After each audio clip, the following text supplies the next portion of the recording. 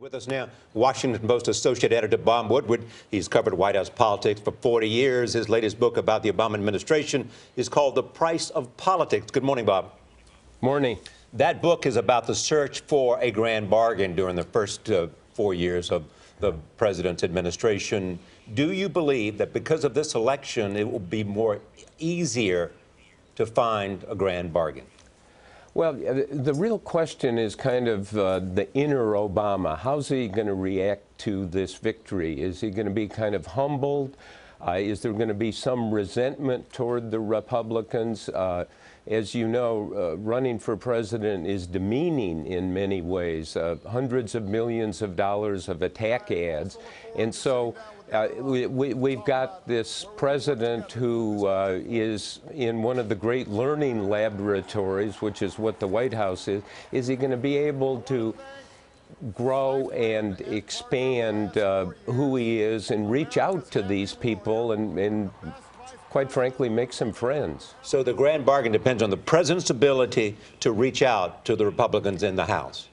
And to the Democrats, and to kind of corral Nancy Pelosi, the Democratic leader, and Harry Reid, the Senate leader, and say, yeah, the task here is to define the next stage of what the Democratic Party is going to be.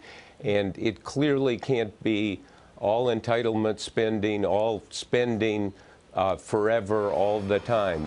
They're going to have to cut spending, and in doing this, he's got to work out some deals with the Republicans. It's about making deals and about human relations, I think. Bob, we'll get to the specifics of any kind of deal in a moment, but what about the relationship? I mean, you write about this, report about it in your book. We still have President Obama and we still have Speaker John Boehner. These are the two men where there was a breakdown in trust and why they couldn't come to a deal. How do they repair that relationship? They're going to have to work hard at it. Katharine Graham, the late publisher of the Washington Post, used to always say that it's very hard to not like somebody who likes you or seems to like you. And you talk to people on the Hill, Democrats and Republicans, quite frankly, they don't think Obama likes them. Paul Ryan, for instance, has said openly, Obama does not like us. Paul Ryan said recently that his longest conversation with Nancy Pelosi, the Democratic leader, was 30 seconds. He's never met Harry Reid, the Senate leader. Ryan's going to be a player in all of this, and you've got to get the people together, and that's the president's job. Can Biden helping on this? Yes, I mean, it's so clear in the first 4 years that the deal-making on the Hill was done by Joe Biden time and time again. His relationship with Mitch McConnell, who's the minority leader, Republican leader in the Senate. In the White House, they called Biden the McConnell whisperer because he can deal with McConnell. So that's going to be crucial, and you know, we'll see. Will he turn it over, some of it, to Biden? But you can't turn it all over. He's got to lead and define exactly what the Democratic Party goal is. You seem to be putting all the pressure on the president.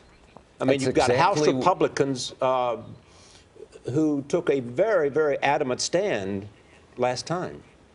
Yes, they did. But if you get into the details, which I do in this book, you see that the president overplayed his hand by asking for more revenue.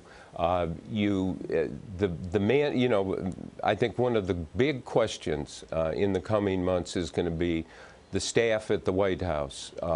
Who's going to be kind of running the show? A lot of the people, Democrats and Republicans, made the point that there was no one under the president kind of as a chief operating officer running the show. He's got to have somebody do that.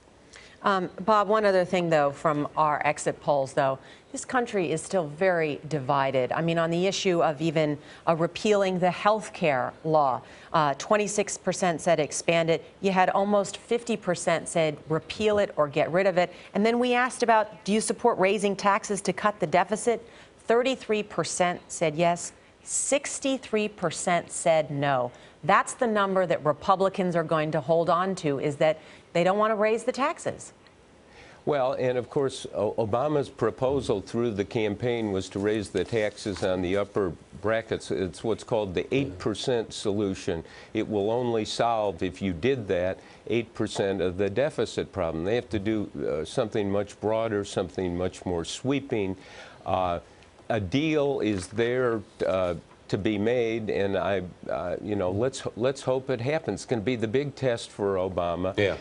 I thought his speech last night was very good. He's opened the door to discussions. Yeah. Yeah. You seem to be saying it's much more of a human question than a numbers question. Thank you, Bob. Yeah, Bob Thanks. Woodward, good to see you. Thank you as always.